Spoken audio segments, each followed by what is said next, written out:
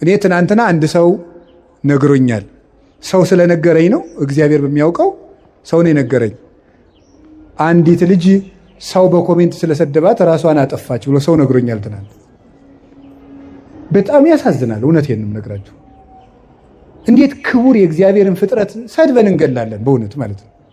አሁን እዚህ በኋላ ራሱ እኮ አንማርም። ይገርማቸዋል እኮ ሄደን ሰውን ሽንቁር ማድረግ፣ ሰውን መውጋት፣ ሰውን ማድማት፣ ማመስገን ካልቻላችሁ ዝም በሉ። እኔ እግዚአብሔር ያውቃል፣ ያው እግዚአብሔር ምስክሬ ነው። ልጅቱ ምን ትሆን አላውቃትም፣ አሁንም አላውቃትም። የሚገባ ነገር የምትናገሩት ይሁን የማይገባ ነገር የምትናገሩት ይሁን ትናንት ነው። ከዛ ከስልጠና ስንወጣ አንድ ወንድማችን ነው እንዲህ ብሎ ሞተች እኮ ብሎ ይነገረኝ። ይሄ ምንድን ተምራችሁበታል? አሁን የልጅቱን ሞት አንደኛ ክፉ ቃል ቢነገረን መሞት የለብንም ወገኖች። ሰው የመሰለውን ነው የሚናገረው እኮ። ያሰበውን ይናገራል፣ የመሰለውን ይናገራል። እግዚአብሔር እስካለልን ድረስ ሰው የጣለውን እግዚአብሔር ያነሳዋል። ሰው የጠላውን ሁሉ እግዚአብሔር ያነሳል። እኔም ማየውን አንተ አታይም አይደል ያለው ቅዱስ ጴጥሮስን። ሰው የውጭ ኃጢአትን ያያል፣ እግዚአብሔር የልብ ጽድቅን ያያል፣ ይመለከታል። እና በህይወታችሁ ዘመን ከዚህ ልጅ ህይወት ተነስቼ የምነግራችሁ እኔ ሃይማኖቷን ምን ይሁን አላውቅም።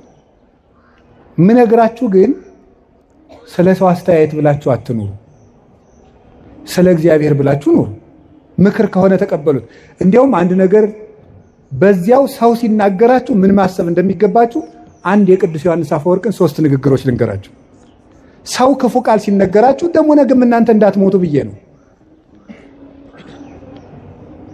ሰው ክፉ ቃል ሲነገራችሁ ምንድነው ማሰብ ያለባችሁ? 3 ነገር ነው ማሰብ ያለባችሁ። ቅዱስ ዮሐንስ አፈወርቅ ዮሐንስ ወንጌልን ሲተረጉም የተናገረው ነው። አንደኛው ያለብህን ስህተት ከሆነ የሚናገር አትጥላው፣ መስታወት ሆነዋልና ነው። አትጥላው፣ ሂድና አስተካክል። መስታወት አሁን እዚህ ላይ እንደው አንዳንድ ጊዜ እንደው እስቲ ገብስ ቆሎ በልተን በተልባ ወጥ በልተን ጥርሳችን ላይ ልጥፍ ብሎ ገብሱ መስታወት ስናይ እንደው ገብሱ ጥርሳችን ላይ ብታዩት አፈር ያባህንት መስታወት እንደው ብለህ ትሰብሩታላችሁ? አሰብሩትም እንዴ? ታነሳላችሁ ጉድፋችሁን ማለት ነው። ክፉ ቃል የሚናገርህን ሰው ልክ እንደዚያ መስታወት ይኸው በቃ ቀለል አድርገህ እንደዚያ መስታወት ጉድፍህን አንሳ እንጂ ወደ ውስጥ ወስደህ አትጎዳበት።